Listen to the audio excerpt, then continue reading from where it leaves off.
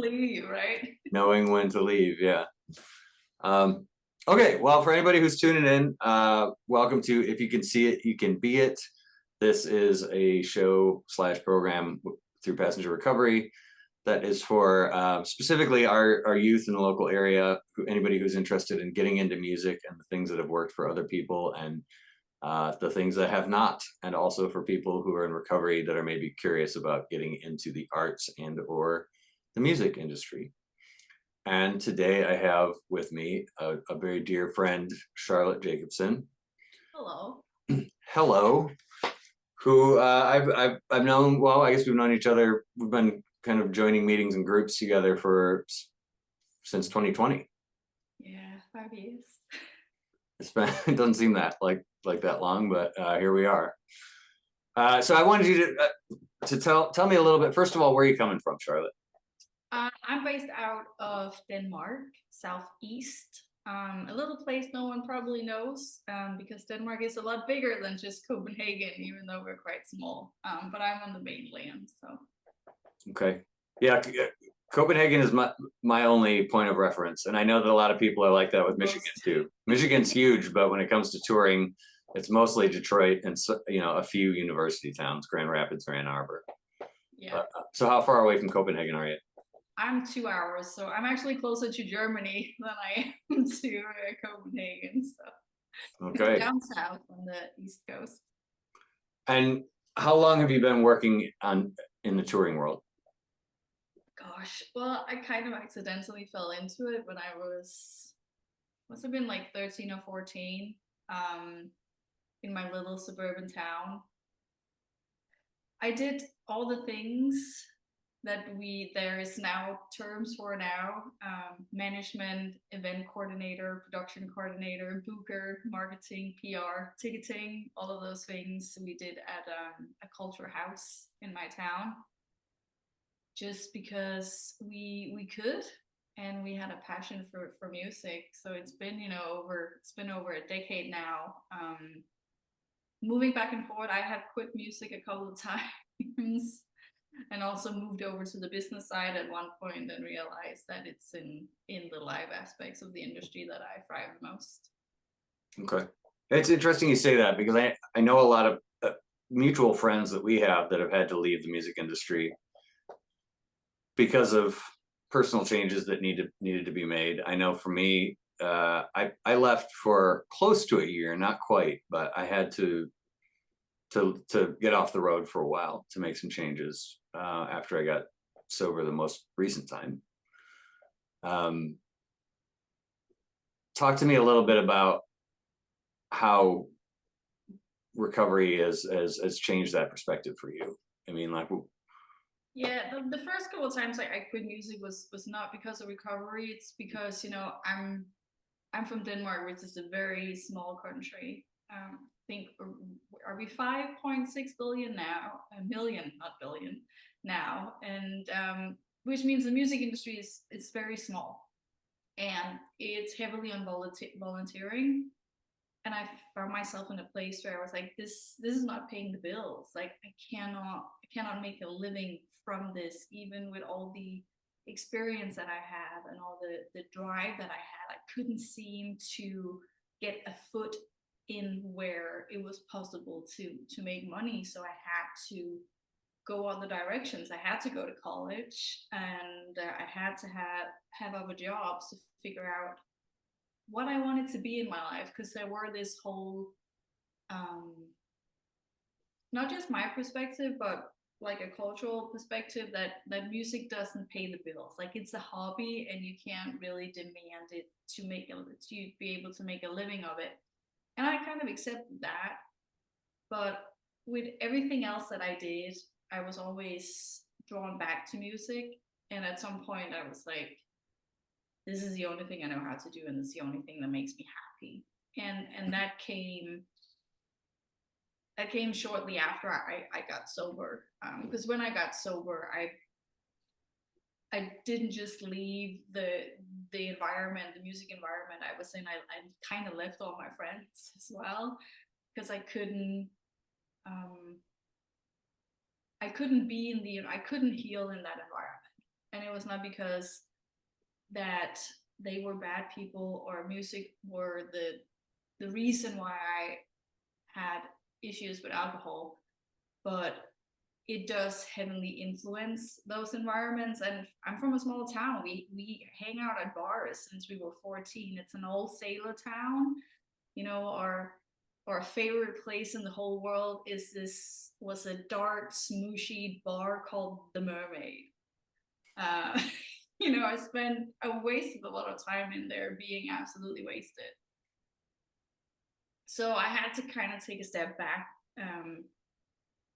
on my healing journey. And I think when I realized that music is the only thing that makes sense to me and I had to get back to it, I don't really think I spend a lot of time thinking about the substance abuse that there is in music. I was just like, I'm doing this no matter what it takes, and what it took was to move to London in a very short time period from I made that decision. I had been sober for almost over 2 years, I think, When you moved to London. when I moved to London. So like I did leave music for 2 years. Like my healing journey of getting back into life took 2 years. So it was a long process. Yeah. We have a few places like the Mermaid here. This is a big, the dive bar capital of Detroit. And it's interesting that you say that, you know, I think that a lot of people, before I started talking about my recovery, was like, well, you're a musician, so yeah, of course, like that makes sense. But it's interesting to me that you said that tied in with kind of before you got involved in the professional world of the music industry, because that was definitely the case for me too. I mean, it was definitely amplified by my surroundings once I started hitting the road, but it was already something that I knew I was having issues with. Yeah. Well, you know, I'm from the hardcore punk scene, so I did grow up with straight edge bands and people who were straight edge. And there was also people who had addiction. Did we realize it at the time? No, we didn't. And it's because the drinking culture in Denmark is quite interesting. It's not a healthy culture at all, and we start quite early on, and therefore I think we just didn't know the signs. Also because, you know, there is this stigma and this portray of what someone who is an alcoholic looks like and behave. And I had seen that image, that stigma, because those people were at the bar and they were in elder generations, and those people were also some of my family members. And I didn't fit that, and neither did some of my friends. So also me getting sober wasn't part of like an AA program, as we talked about. Like I got into sobriety without AA because I didn't know it was an option for someone like me. I didn't feel like I was worthy of it because I didn't tick the boxes of the stigma there is surrounded of how someone who has addictive behavior roams in the world. And I think that led to me believing that I wasn't worthy of it. I got myself into this mess, so I had to get myself out of the mess. So my recovery journey looks very different from people who have entered the AA rooms, because I didn't join the AA rooms before 2020, which meant I would have been 6 years sober or something like that. And I think I wish I had. I love that, you know, that's what makes us different. You know, it's not one size fits all. It's people coming from all walks of life, Yeah. looking for a common goal. It's kind of like music. You know, we say that all the time here. It's why music and recovery go so well. It's people from different corners of the world eventually finding their tribe, right? Yeah. And so when you were in recovery, but pre 12-step or support groups or anything, what were you doing for yourself to change, make the change in direction?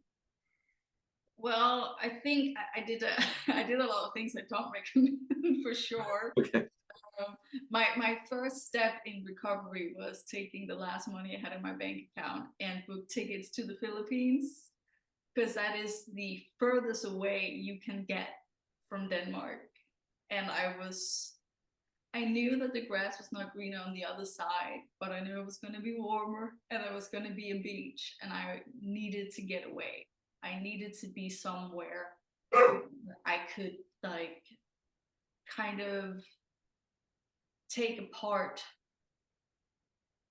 my different versions of pain and struggling, and take them kind of out and look at them. And I wasn't going to be able to do that at home. At least that's what I felt I couldn't do. I needed to go very far away, in a different environment, to be able to kind of collect myself. Sure.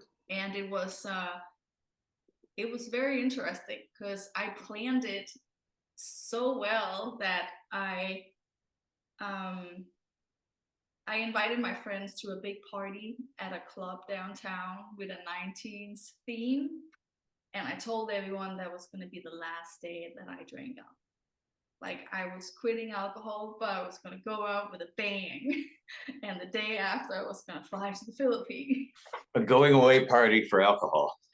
I through like, yeah, going away party for, I'm quitting this, like I'm getting sober, because I knew I had to get sober. I didn't want to be here anymore, and I was extremely underweight, and everything was like falling apart. I was miserable, and people had started to notice and be worried for me. And I knew that I needed to do something if I still wanted to make it out alive. So I went to the Philippines. That's my first step on a desert island somewhere with turtles, and it did give me some space and a place to reflect what I needed to do when I got back home. Mm-hmm. And so I removed myself from my environment, put me in an environment I had never been in before, to be able to figure out what is the plan when I get back home. And when I got back home, it was, continue not to drink, go to the gym, change my diet, and understand depression. I wanted to understand why I had an issue, why I had always been depressed since I was like 8 years old. I needed to figure out why I had this tendency to always be sad, because that is like the main pillar of why I became an alcoholic. Is I was sad. I was always extremely sad. And I've been on antidepressants, and I've been in and out of, talking to doctors and psychologists, figuring out what was wrong in my head, with no answers. And so really understanding, what is depression? What does depression look like? What does self-harm look like? So, I read books, mostly by Danish authors, to understand what is depression. And when I started to understand what like mental health issues are, how they look like, how they can come up, and then what addiction is, and the natural course also of being like quite heavily medicated as a child, actually kind of leaves the way for self-medication, because you are taught that a pill can fix everything, like a substance that can help you change how you feel is the cure. So there was a lot of reading done to it, and I think I did like 12 steps. I did a lot of the things we do in these rooms without knowing that these were the things that are happening in the rooms. Kind of found my way through all of this myself. I shouldn't have had to do it myself. I should have asked for help. I should have, found people, found a community, but I'm very stubborn, and was still very much in a mindset that I had to get myself out of the mess that I got myself into. Yeah, I think that's a common thread through people who are either in recovery or still in active use, that we can do it better, or we can figure it out, or we need to fix ourselves. I know that I was in and out of multiple different types of support groups because I figured I could change the program and make and adjust it to work for me. You know, any fill in the blank, whatever the program was, whether it was 12-step or otherwise. When I look back on all those experiences now, I think all of it helped me. Any of the different types of support groups I was going to, because now I can jump into any group where it's not so much the structure, it's people who are interested in change is the common thread. And the less I find resistance and the more I am open to ideas, the more I'm going to be shaped in a different way anyways. Yeah, definitely. I think that was I didn't know where to look for guidance or for help.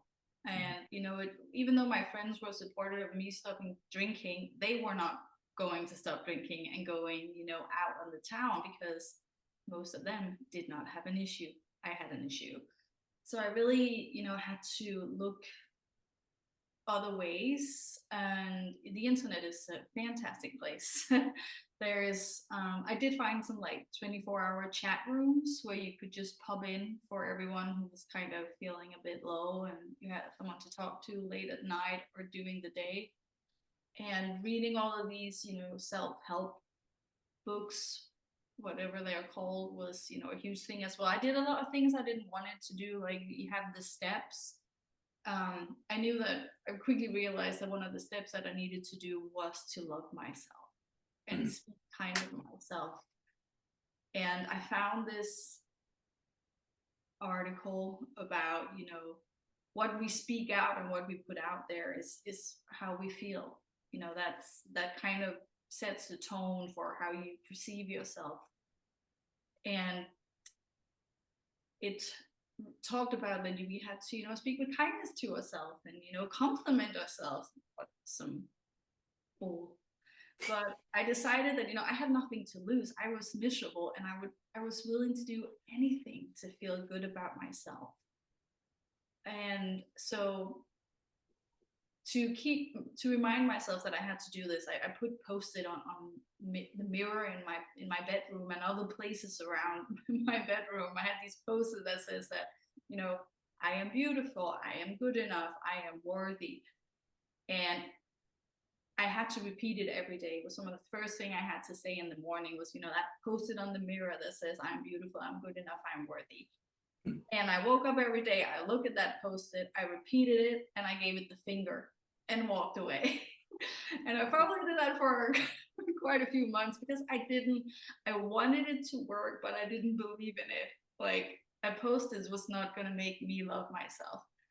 And eventually I stopped giving it the finger, and it kind of started to work because I was also going to the gym and I wasn't drinking. And I had changed my diet and I was gaining weight and the glow was coming back to my skin, and I was starting to actually feel my body and be in my body. So, suddenly I woke up and I looked at that post and was smiling that I am beautiful and I'm good enough and I'm worthy. And it's the 3 things I tell myself every morning before I leave my bed. Still, because that sets the tone for my day. And even if I wake up a day and are a little bit sad, I have still spoken to myself with kindness before I start the day. And I didn't believe it would work, and it does work.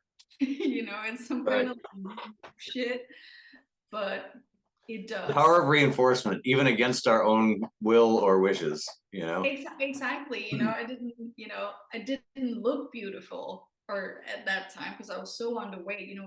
I didn't fit the cliche portrait of someone who's an alcoholic, but you could see I was unwell. Mm-hmm. I'm 6 feet tall and was like 54 kilos. Like it was not a great look. And suddenly, seeing that you're kind of like, I don't know, it's kind of a little bit like a flower. I was like a dead flower in winter. And then suddenly, spring comes and you slowly start blooming. You might not be blooming the first spring because like you need a lot of nourishment, but then suddenly you will, and you might actually be blooming throughout the next next winter. And that's kind of how I looked at myself, is that I'm, you know, I'm a flower that hasn't been watered and well kept, and it's gonna take some time to, you know, bounce back. And that took around 2 years. Like I was still working on my things when I moved to London. You know, I went to university where I knew I'm going to be around a lot of drinking and drugs, because I'm also going to study music business at a music university. And these kids are going to want to do all of those things that you are supposed to do in university. And I am not. So I needed to, you know, be like, how I'm going to university, and how is that going to look for me to not fall into the setup of how university is supposed to be done. Sure. And that was definitely that definitely also took a lot of work, like starting university in a different country with people from all over the world, sober, without any support network. Really gonna rate up the challenge here. Honestly, I'm not sure how I did it. I think it must be like my Scandinavian genetics, because that's not an easy battle to do. It's not. I think we as people, again, whether in active use or in recovery, are sometimes that willpower can push us through things that and get us through tough times. You know, if we're in the right, if we have the right perspective on it, we can overcome insurmountable things. Yeah. And I love the analogy, the flower blooming. I actually saw a Daniel Johnston comic panel today, where it was like a person on a desert island, and there's the trees are gone. He's standing there by himself. There's nothing around him, and the caption is, "There is hope," because he sees this one flower sprouting. And instead of, it's completely on what you focus on, right? And I know I get caught up in the negative, and there's always positive to look for, and that's definitely a big part of my recovery, because I was very cynical. Yeah, that's the hardest part. It's the because you have roamed in darkness for so long. You know, all I saw was darkness. Like I feel like the whole soundtrack to my life was a Nine Inch Nails soundtrack. Now you're talking. It's like doom and gloom, hard, hollow and cold. Yeah, that's, you know, that was my life. And the only thing that, you know, excited me a little bit or made me, you know, feel something was music, and mostly depressing music. You know, I was drawn to it, and I would say that dark music has also saved me and also been my companion in those dark times. Yeah. And it was that was probably one of the hardest things, having to let go of that music. Mm-hmm. I cannot listen to this music right now. I can appreciate it and thinks it's amazing, but I cannot listen to it, because what I listened to, what I read, how I spoke of myself, and what I was a reflection of who I was. You know, those things affects you, especially if you are in a place of darkness and sensitivity. You really need to watch positive things and read positive things, even though you think it's absolutely not aligned with who you are. So having to let go of that music, of that soundtrack to my life, to write a new soundtrack, was definitely hard. It was really hard. It's part of our identity, right? Yeah. I mean, that's, black combat boots. And I mean, I had the uniform going for a very long time, and that's how I felt. And I agree with you. Like, some of those records saved my life. But, you know, a lot of times now, Holly, my wife, it loves ABBA. And when that first started showing up in the house, I was like, because I was so used to doom and gloom. But it really is. I mean, the power of music for us at any, I believe I still love the records that I grew up on. I still believe that those records saved my life, like the darker stuff, the Joy Divisions and the Nine Inch Nails and the Cure and that kind of thing. But there's a time and a place for everything. And sometimes we may not outgrow it, but it's good to recognize, okay, this isn't beneficial for me right now. Something that is upbeat and will get me moving is beneficial. It's just like it's the same as the way we start the day, right? Yeah, it is. I remember I put on, that must have been 2015, maybe a year into my recovery, Pharrell Williams released the song Happy, Hmm. and I thought it was terrible. But I knew Great. that the post-it had worked. So maybe if I repeated this happy song with Pharrell Williams, it will make me feel something. So I would play this song like every day, you know, because I'm happy. And I would be like, and I remember it was stormy outside, it was raining, and I was in my room like dancing to happy, trying to pump myself up. And you know, eventually I was like, okay, yeah, I got the moves. Like I can feel it. Like it's actually like, and I think that's when I realized that somatic practices like dancing for release was like had to be part of my healing journey. Hmm. That, you know, putting on music that made me feel something or could change how I feel into something more positive was a big like wow light bulb moment for me.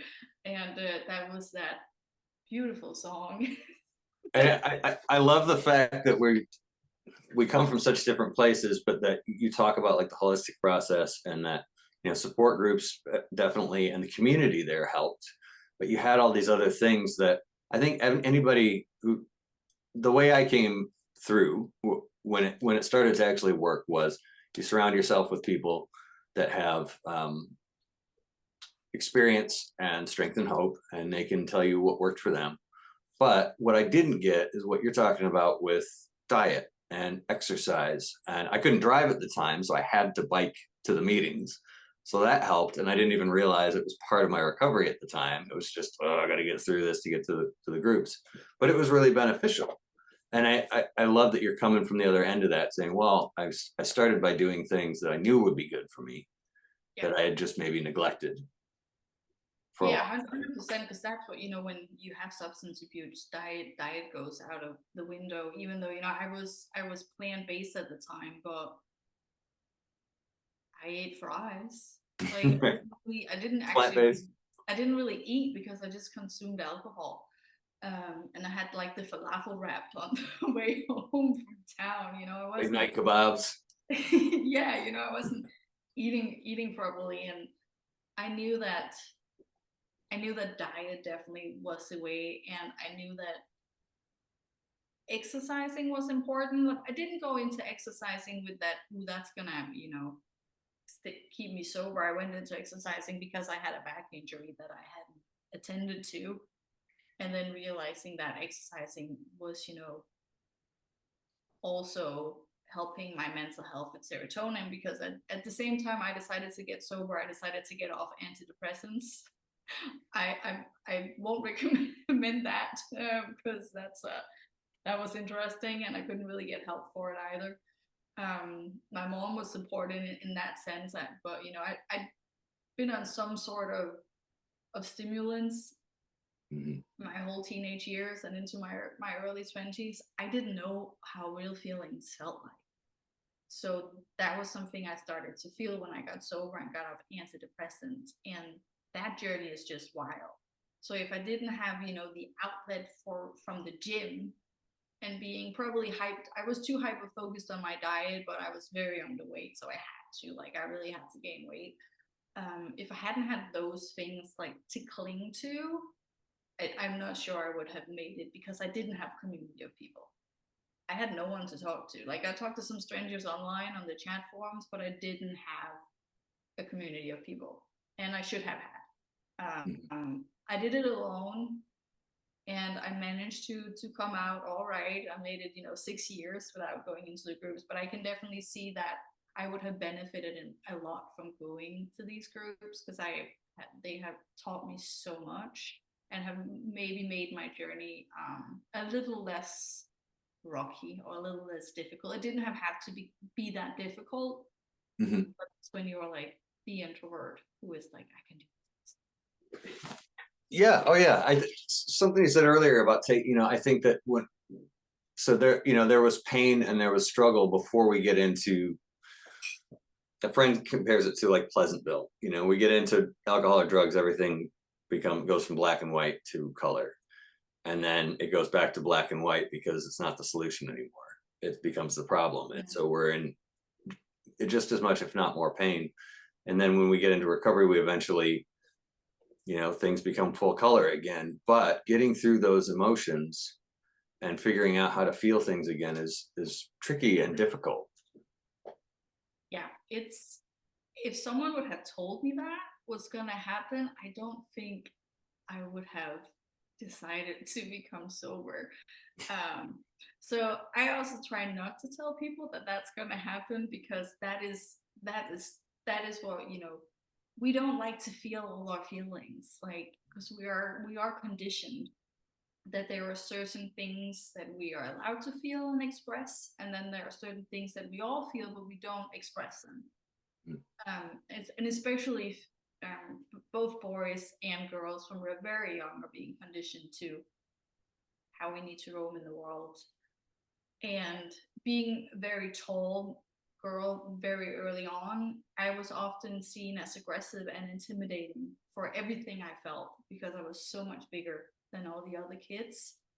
And that definitely is something I took with me throughout my life. And then also when I decided to be sober, I'm like, wow, like I'm this giant person, I can't, if I walk up to someone and say, hey, I'm hurting, I need help, I need a hug, people will look at me and be like, no, you don't. Like, just like, you're a fucking mountain, keep walking. And then suddenly, so I've always felt like I was this really big mountain that wasn't allowed to express my feelings. And then suddenly I felt all of these like feelings that was, some were really amazing to feel, where I was like, oh my days, is this how it feels?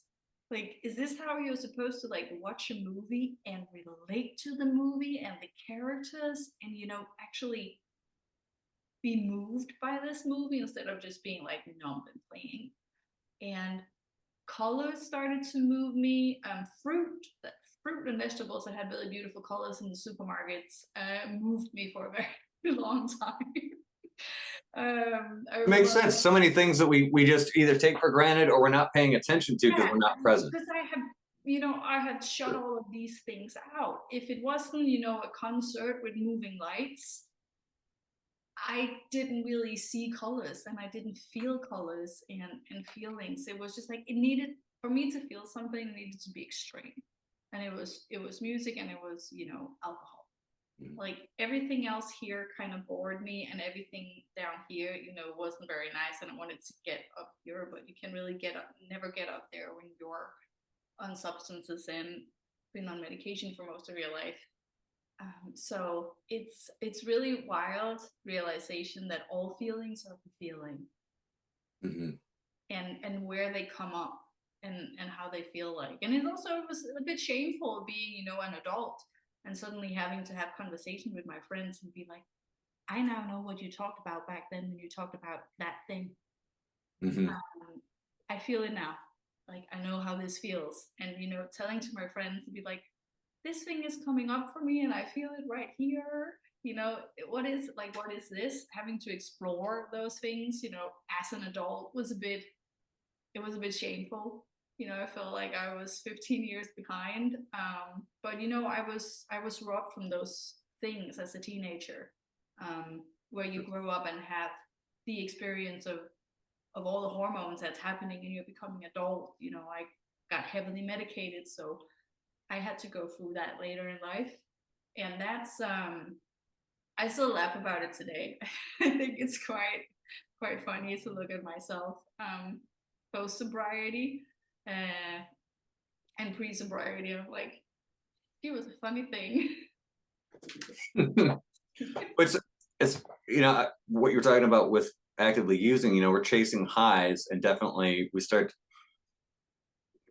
almost like when we're actively using, we've things become more exciting the more we use at first, right? And so we're chasing the high, and then we eventually crash, of course.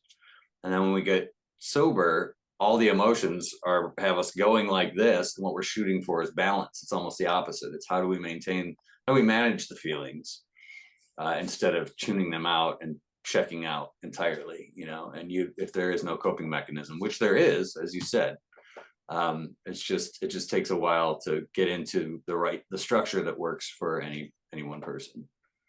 Yeah, finding healthy coping mechanisms, and also looking at normal people's how they express themselves and how they handle certain situations, because I had no guideline, like I had no idea. So I learned a lot from observing people, but then having the awareness to be like, is that aligned with how I wish to express myself and roam in the world, and not just to adapt to what's expected or what is acceptable, even if not acceptable. Because that's what made me an alcoholic, is that it's acceptable to use alcohol to change how you feel. That's part of the whole Danish culture. Is the sun is shining, we should drink to that. Oh, it's pouring down, we should drink to that. Someone died, oh, then we need to have, like, we have this called kava, which is like gravel beer, which basically means that you go drinking after you've been to a funeral. And so everything that's connected to something positive and something negative is around alcohol. So it was fully acceptable that, I was in my 20s and I was drinking just like everyone else, but I was drinking for the wrong reasons. And that was just, that's just a phase. It will pass. But unfortunately, that's just not how it goes for everyone. It's not just a phase. Right. And I think we have some kind of semblance. Personally, I knew that I was maybe telling myself that this was just something that that was happening at the time, that was not, somehow I managed to convince myself that I was not the same as all the other alcoholics in my family, of which there were many. It's like, oh, I'll get through this. And that's not the way it worked out. But I love that. And it's still, my family is still, I don't think all of them really know that I had substance abuse. And some of them know, but they also like, you were just young, and you were like, you were mentally unwell. Like, you weren't like the others.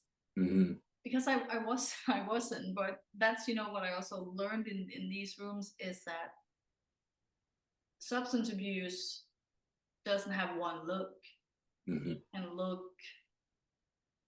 very different, like in so many ways. Like, substance abuse can be, that person who sleeps on a bench and doesn't have a place to live, but it can also be the person who have a place to live and go to work every day. And when I realized that that was the case, it made me feel more acceptance of being able to say, well, I was an alcoholic, and this is how it looked like for me. And it doesn't matter how it looked like for you. If you had substance abuse, you had substance abuse. And then we have so many similarities, like our stories are the same, even though they are different. And I wish that was something I have had early on, that I hadn't walk around and be like so ashamed, or like kind of denied that I had substance abuse. I blame, my mental health, and it is a mental health illness, but it was depression that was at fault. It was all the other things that were at fault for my alcoholism. And even though they are part of it, it's not what we think it is. There is still a stigma that alcoholism and drug abuse looks a certain way, but it has so many different colors to it. And I think that's something that I really I like to talk about to people, is to be like, it's not this little tiny box that we are being told that it is. It's a really large box with a lot of different shapes and boxes inside of it. Because that's the hardest thing, is like the stigma around it, to be like, you don't look like one of those. I'm like, oh, well, I don't know if that's a compliment or not. Right. If you're not one of the old brown bagger, yeah, at the Mermaid, then at the Mermaid, yeah. Right. So when you moved to London, you moved to go to school specifically for music, correct? Yes. Okay, so tell me a little bit about that. Well, I think I realized that Denmark wasn't gonna take me where I wanted to go. with music. Even though I wasn't really sure how that looked like, I knew that Denmark wasn't going to open those doors for me. And I was in a place where I was comfortable. I had some money on the savings account, and it felt right. I was like, this is what I'm supposed to do. I'm actually supposed to go study something with music. So I did a lot of research and fell over a music business course in London on two different universities. Applied for both. Late applicant, because that's how I roll. Do everything late. And talked to them on the phone, and they were like, "Oh, like your resume is really like impressive. You will get in for sure. Like 100% you will get in. You should come over and visit us." And I was like, "All right." So I booked plane tickets, went over to see the university, and met with people. And I was like, "This is it. This is what I need to do this. This is happening." And within 3 months, I had moved to London and started university, doing a music business course, because I knew that I came from live, but I wanted to know more about the business side of things, because as a punk kid, I saw the dissonance. Like, we were struggling with not being able to get label deals and management deals. Like, especially Scandinavian bands were not really able to get further than to Germany. It was like we weren't allowed in the club, and the club felt like this exclusive club. You needed to have a membership, and there was no way we were ever going to get a membership. So I was like, I need to dismantle. I need to infiltrate. I need to be able to go places where I wouldn't be able to get in, but I will be able to get in because I'm studying, and I'm studying in London, and then I can just take all the things I need, put them in the bag, and then run out the room, and then take it and give it to everyone else, which is basically what I did. And I realized that London was just like music capital of the world, and doors were opening for me. I was going to shows alone. People would notice me that I had been to a couple of shows alone, and they would start talking to me and invite me over and be like, "So are you here alone?" And I would tell them the story, and they would be like, "Oh, you can come sit with us. I have an independent label, and I play in a band, and I book for this venue," and all of these things. And suddenly I was just meeting all of these people who were doing different things in music, and all my teachers were from the industry, and it taught me so much. Like, the idea of, you don't need a degree to do anything in music, really. You can get off by getting a few courses here and there, especially on the technical aspect of things. But it felt right, and it felt rebellious to go and take a full-on bachelor degree in music. And it definitely was looked a little bit down upon from some of my fellow punk kids, because music business, those are the mean guys. They don't like us. Right, the record execs, the suits. Exactly. There is this whole stigma, especially within the alternative community, maybe not so much anymore, that those are the sellouts, and they just profit of struggling artists. Where I was like, I went into this to infiltrate. Right. That was what I wanted to do. And it was just like an incredible journey to study music, and being at a music university. Like, everyone was doing something with music, who was interested in all sorts of different genres and came from all different backgrounds. And it's one of the best decisions I've ever done in my life, and I wish I could do it over and do it again, because it was so great. And it taught me a lot about myself, and it gave me, I'd never been good at school because of all my struggles, and suddenly I was good in school. And that was really something in my recovery that was also like a testament to, when I am sober and have a healthy diet, healthy lifestyle, and take care of myself, my brain actually is open for information and knowledge, and can learn and can grow. And that was just something I had never thought that I would experience as a person, because I didn't think good things were for someone like me. I didn't think, I always thought I was dumb, why I didn't get things and understand things, and why couldn't I go to school when everyone else couldn't? Why couldn't I hold down a job? And then I suddenly realized, 2.5 years into being sober, that I could actually be really good at something, and I was actually really good at this. Mm-hmm. I love it. I think it's interesting too when you were talking about kind of the DIY scene in the town you grew up in. We're in the Midwest here, so we're not in a small rural area. Detroit is obviously a big city, but it's not the coasts, and the coasts are where all that happens. All the major music business. At least that's how it used to be. But there was a lot of DIY here as a result of that, and I think that we get, because of the path that we go through to get to wherever we're going, which for us is like, you have to do everything because you have to build this from the ground up. And that's just how it is, because you're in either an indie band or you're part of a group or you're back of house or whatever. There's nobody here to hold your hand. That's the way it's supposed to be, as opposed to going, oh my God, there's an opportunity to learn from people who have been doing this. I mean, it's not really that far removed from recovery. It's like learning from people who have done this before, instead of considering ourselves trailblazers, which of course that's where I was at. And the reality was, I didn't go to school for it, but I learned a ton from people who had been doing it professionally for years. It's being open to, mentors and coaches, and that's why I mentor and coach people today, because not everyone has the opportunity to go to school for things, or it's just not how they see themselves to go down that route.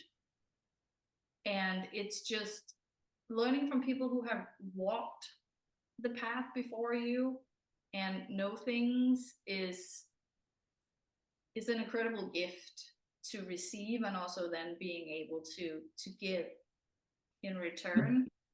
And that's what, I think that's one of the most beautiful things with recovery, is that I'm able to give back, even though all the hardship I've been through. I'm able to give back to people and be at service in one way or another, and to still be open and not be closed, because I learn from people as well.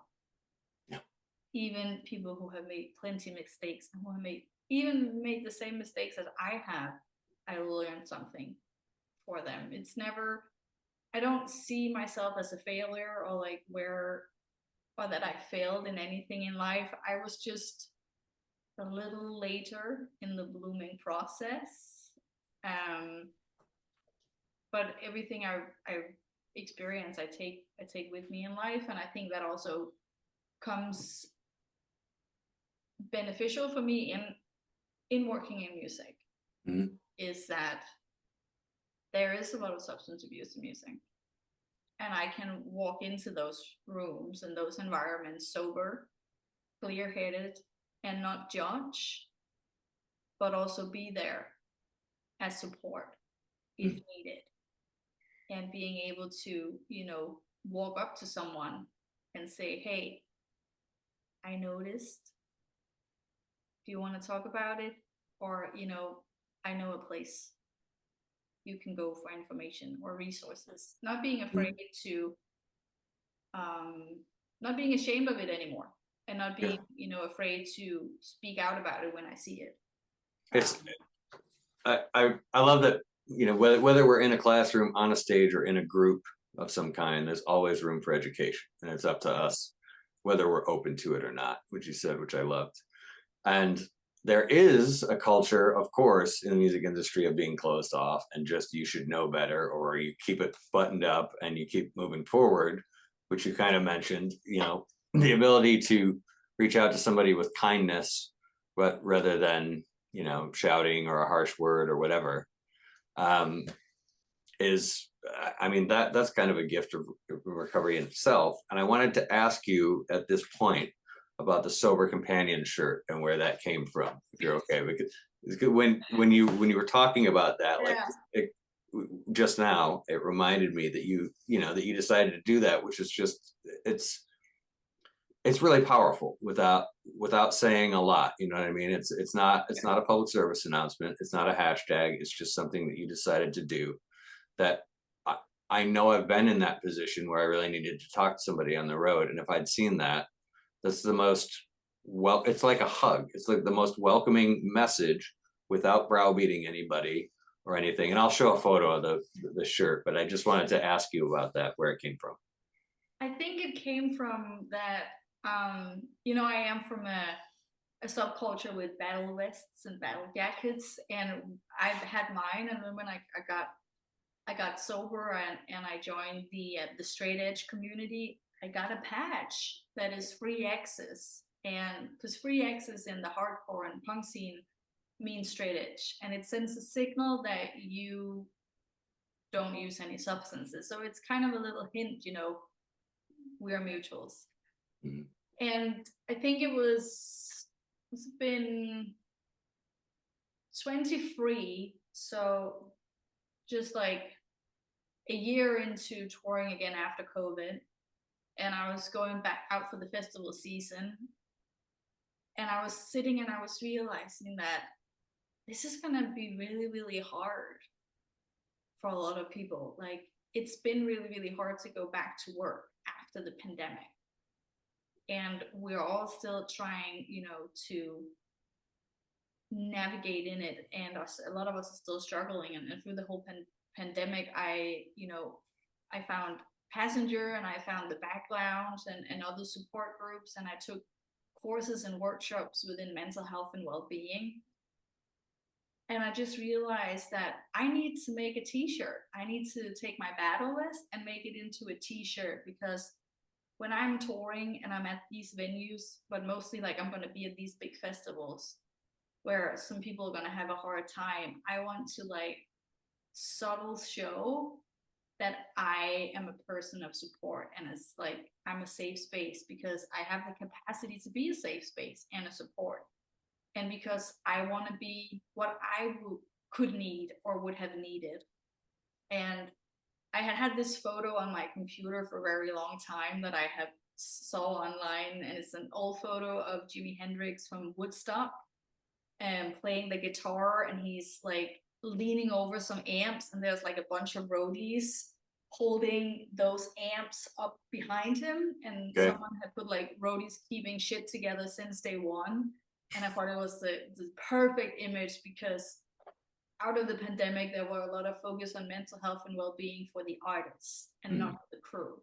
And the crew is somewhat still quite overlooked, and the crew struggles just as much in the background. And we have people on the crew side who take their own lives every year, and or who, you know, get heart attacks and breaks down with stress because the crew is not that much in focus. It's become better. So I took this photo and I put it on a t-shirt, and I put that I was a mental health first aider on the back. I have a certification that I'm a mental health first aider through England. And I put, you know, if you see someone who is like, I can't really remember the words right now, if you are struggling or know someone who is like is struggling, know that kindness is the way forward, or the first repeatedly step forward. But it's basically it's a t-shirt that, you know, shows that I am here to support you and guide you if you need it. I love that, because it's, You know, I had not seen that. You know, that was very new to me when you posted the photo about it, and it just blew my mind, because I think we're doing our best to hit support groups, and we're doing our best to educate ourselves as to how to help other people or help ourselves. But that's really putting a foot in a grassroots movement. Like, okay, I'm taking this and I'm doing something with it on the ground floor. And I really, you know, because that, I think a lot of the people who may need what we're experiencing with regards to education and support don't get it, and also might be closed off to it. I know I was for many years, but that's just such a beautiful way of saying, hey, I'm not pushing this on you. I'm here if you need to ask any questions, which is, I just thought it was amazing. yeah, it was like, because we do a lot of things in these rooms, but these rooms are still somewhat closed. Mhm. So I wanted to take it out to the masses. Yeah. And it sends a really strong signal when you are working Pop or Download or Rock on Ring, where there is hundreds of crews and artists on the daily, and you come walking in a t-shirt that at first people don't really notice, then they see the photo and then they see the back that has really big letters, and I got some good response on it. I think I shocked people a little bit, people Mhm. were like, okay, like, I didn't have anyone that came up to me and wanted to sit and talk, but I got some like recognition for it. People like, okay, that's kind of cool. Yeah. And now we see Powerful. music support or at various festivals in England, both backstage and on site. So it is definitely happening, but it's like we can do a lot of things in these closed rooms, but we also need to get it out to the masses, even if Yeah. the masses don't understand it. Right. Yeah, advocacy is such a huge part of it, especially in the active music workforce. Yeah. Not just the rooms that are already safe. It's going out into the areas that might not be. Mm. So tell me a little bit about what is working for you right now. Like, what would you suggest to anybody, whether it be books you've been reading or a type of meditation, or just talk to me about what's been working for your recovery of late. Routines, and I hate to admit it. Oh, I hate routines. But routines is what keep me safe and keep me healthy, and that's having routines when I'm home and having routines when I'm on the road, Mm-hmm. but also being able to adapt those routines depending on the certain environments you are in or how the day looks. But it's having a morning routine and having an evening routine, because those things, kind of how you wake up in the morning, how you start your day, and how you go to bed is very important.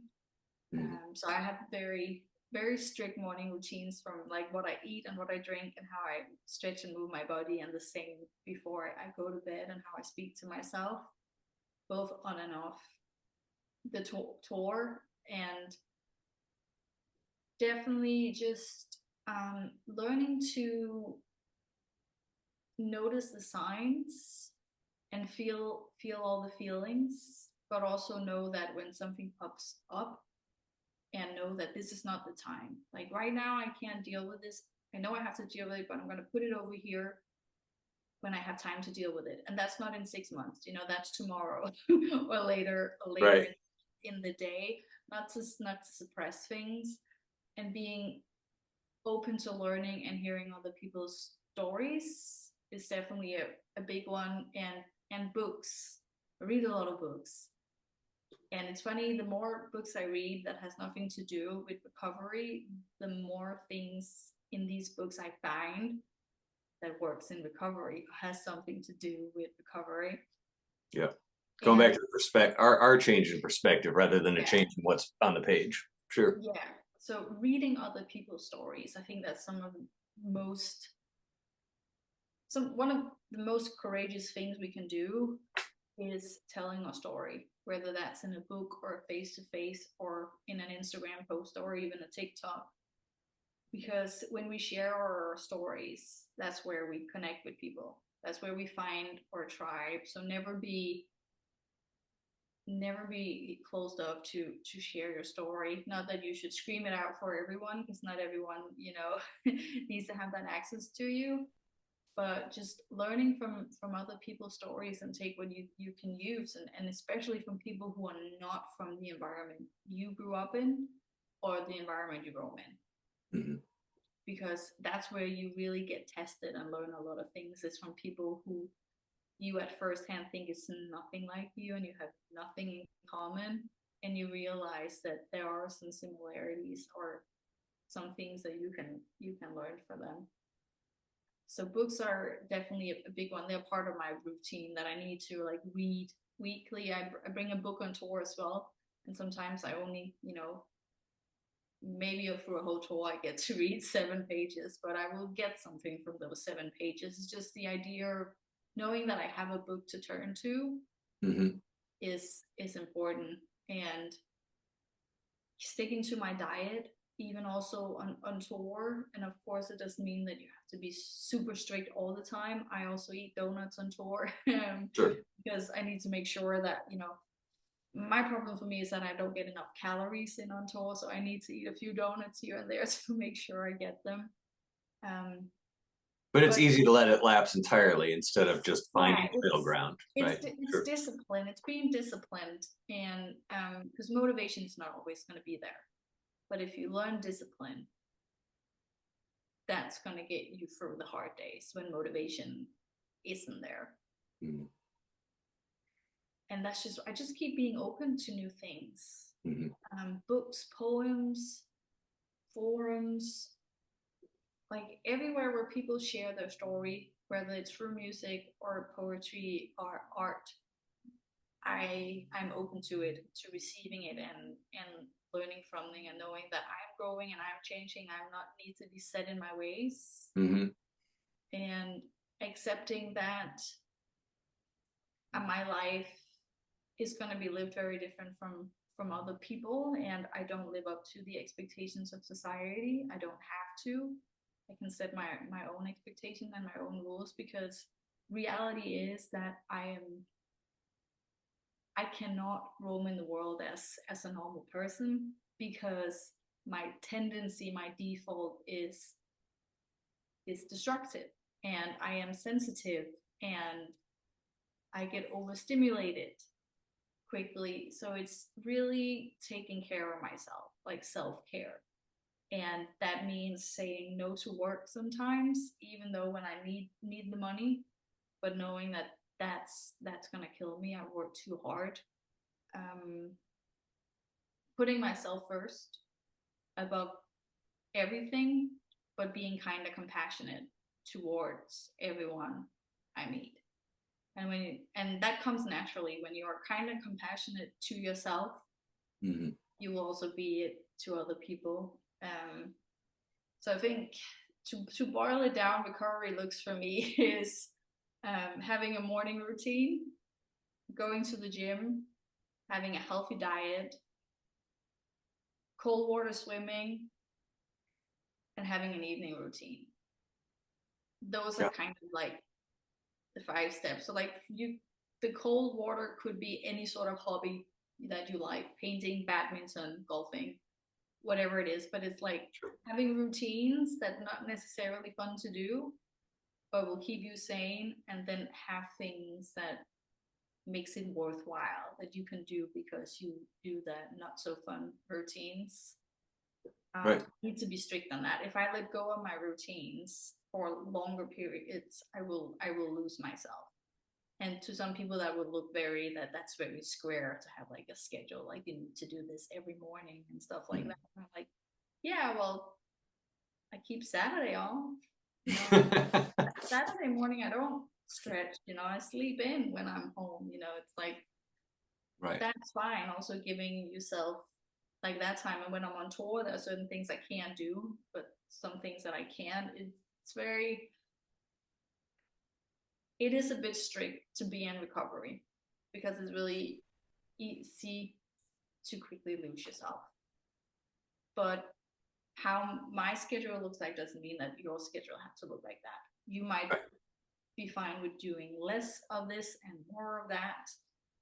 But as long as you have a routine that you feel works for you and keeps you sane, I think that's the most important part. The morning and the evening part, what you do in between, move that around. But healthy morning routine and healthy night routine. So I think those two are the main reason why I, stay sane. I love what you said about, finding a routine, but also like, because life is changing with what is working. Because I know that I get into a routine, and if I just go into autopilot if something's working for a while, and then when it stops working, I just want it to continue to work, as opposed to changing the way things are supposed, But I love bookending the day also, because that's really important. Like starting the day with some kind of peace or serenity, and ending the day with some kind of peace or serenity. Instead of doing anything that may not take us back out to drink or use, but like, being consumed with chaos or news cycles or anything else, at the beginning, at the top or the bottom of the day is, Yeah. I guess we learn as we go. And part of that learning process is to avoid those things. We can indulge, but we know how we're going to feel Yeah. after so long, as opposed to like really trying to treat ourselves the way we're supposed to be treated at the start and the end of the day. Yeah. It's being, we like to change how we feel, and Right. we're all overstimulated. And I think for us who are in recovery, we seek overstimulation because that kind of takes us out of ourselves. And deciding to wake up in the morning and not be directly overstimulated by news or all the whatever things going on in the world, to give yourself a slow start to the day, to like slowly get that battery going, and then slowly turning off the battery in the evening, I think is like two of the most crucial aspects of actually for everyone's well-being. Because I think slow mornings have changed my life.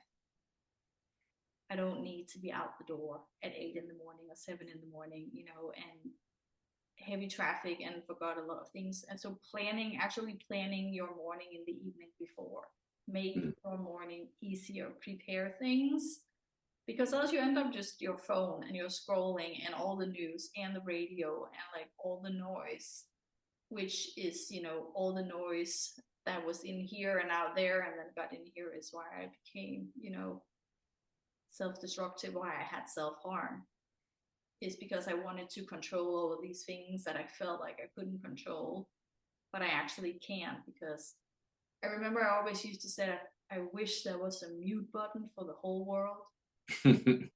It turns out there is a button. You can mute things. You just need to figure out how that looks for you, how to mute those things, because it's possible. It's up to us. Learning, but it's possible. Mute it all. Slow mornings and cold plunges. Yeah. That's definitely cold plunges. Yeah. If you want to get into your body and out of your head, that's cold plunges for you. Okay. Tell me real quick before we go, tell me a little bit about that process, because I have some friends here that do the cold plunge, but I want to hear of it, how it's beneficial for you. Well, I started doing it before it became a health trend, because I am Scandinavian and it's just something we've always done. And it just, I've done it once in a while, for fun, but there was one day I was driving home from the gym along the beach, and I love the sea. It's always been my higher power. And it was like the sea was just calling my name. It was September, it was a bit chilly, and I was like, you need to get in. And I was like, oh, okay, well, I'm gonna get in then. And it just kept calling me to get in, the colder and the colder it got. And I realized I had never been so calm in my entire life after I started immersing myself in cold water. It was like, even though I had been sober for quite some time and I felt like I was pretty good at balancing my stress and my nervous system, cold water took that to a completely different level, like what I would say was like a normal level of a balanced nervous system. But I thought I had a balanced nervous system because I always just known chaos. So now that it wasn't so chaotic, I thought, oh, this is great. But I realized that there was still things to be worked with, and tapping into my body and having to breathe and focus and knowing that I am not in danger here and that I can do really hard things will keep me sober. Like when things get rough and there is bumps on the road that I still do trip over sometimes, cold water have really taught me that I can do hard things, because